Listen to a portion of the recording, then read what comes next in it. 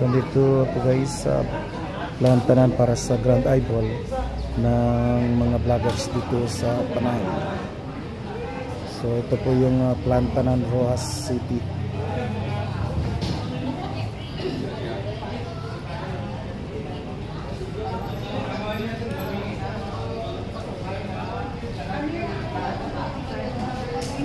So makita natin guys, no, may mga dala silang camera